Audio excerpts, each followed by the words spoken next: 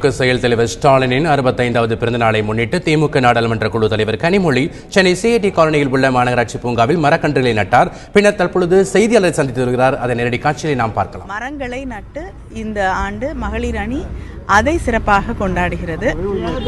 திராவிட இயக்கத்தின் முக்கியமான தலைவர்களாக இன்று உருவெடுத்திருக்கக்கூடிய தளபதி அவர்களின் பிறந்த நாளுக்கு மகளிர் அணியின் சார்பிலே என் வாழ்த்துக்களை தெரிவித்துக் கொள்கிறேன்.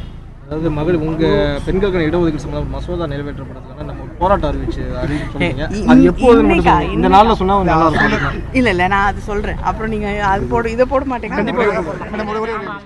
திமுக செயல் தலைவர் ஸ்டாலினின் 65வது பிறந்தநாளை முன்னிட்டு திமுக நாடாளுமன்ற குழு தலைவர் கனிமொழி சென்னை சிஐடி காலனியில் உள்ள மாநகராட்சி பூங்காவில் மரக்கன்றுகளை நட்டார். பின்னர் தற்போது செய்தியாளரை சந்தித்த அவர், தளபதியுடைய உழைப்பு அது திமுகவுடைய அடிமட்ட தொண்டர்கள் வரை அவரை வியந்து பார்க்கக்கூடிய விஷயம் அவருடைய உழைப்பு தான். அதை தான் நான் மட்டும் இல்லை, திராவிட முன்னேற்ற கழகத்திலே இருக்கக்கூடிய அத்தனை பேரும், முக்கியமாக எங்கள் மகளிர் அணியின் அத்தனை பேரும் அதை ஒரு உதாரணமாக எடுத்துக்கொண்டு செயல்பட வேண்டும்.